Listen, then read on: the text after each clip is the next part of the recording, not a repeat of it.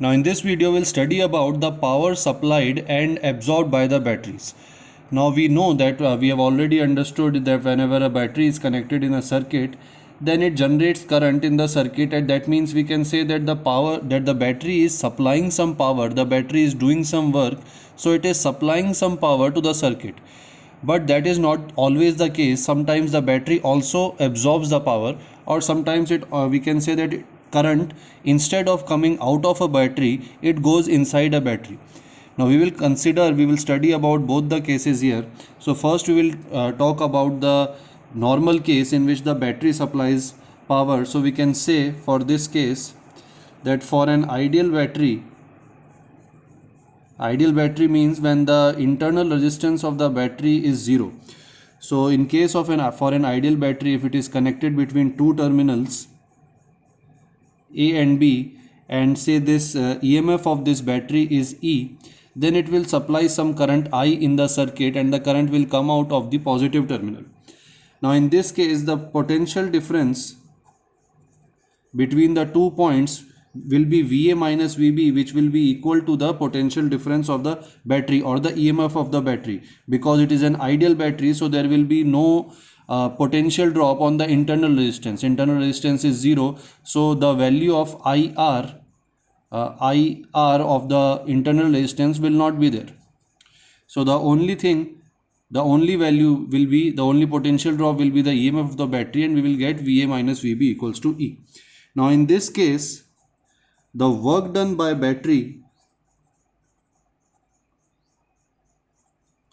because the battery has to do some work in maintaining the flow of current, because it has to keep on moving the electrons, so it has to do some work. So work done by the battery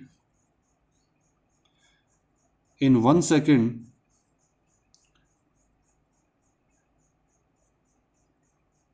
to maintain current supply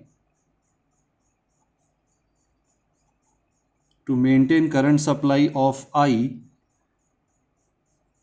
will be given as W, which is the work done, and this will be equal to charge into the potential difference. So this will be the general formula. So here in this case, since we are finding out the work done by battery in 1 second, and we know that the current is equal to charge upon time, so here we can write that if charge is Q and time is T, and it will be potential difference, so for 1 second Q will be equal to I, or we can write here as Q by T as I into the potential difference, which in this case is equal to E.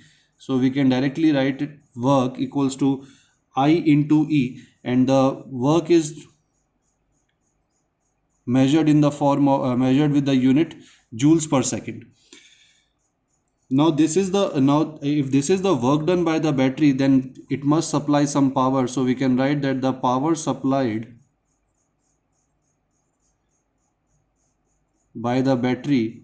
Now we know that the power is supplied by the battery because the current is coming out of the battery. If the current were going inside the battery, then it would have been power absorbed by the battery. So in this particular case, the power is supplied by the battery to the circuit. Now this power will be equal to P equals to I into EMF of the battery into I, and this is measured in watt, as we have already studied. So this is the power per unit time. So it will be equal to E into I. So we can see that the work done in power is same when we calculate the total work done or total power per unit time. So joule per second or watt are the same thing. So we can use according to the question given. Now as the current is coming out of the battery, that means we can say that the chemical energy of the battery, the chemicals inside the battery, they are converted into current, they are converted into electrical energy. So we can say that this power is discharging the battery. So whenever a current is coming out of the battery, or whenever the battery is supplying the current, we can also call it the discharging of battery. Now what if the condition were reversed? Suppose we have same two terminals A and B, and across these terminals another battery we can assume is connected, and the EMF of this battery is higher than the EMF of our battery E. Then in that case the flow of current will be from this battery to this battery, the battery that we are considering. So the direction of I will be reversed comparison to the direction of this. So in this case the power is not supplied by this battery. This battery absorbs the power because the current is going inside the battery.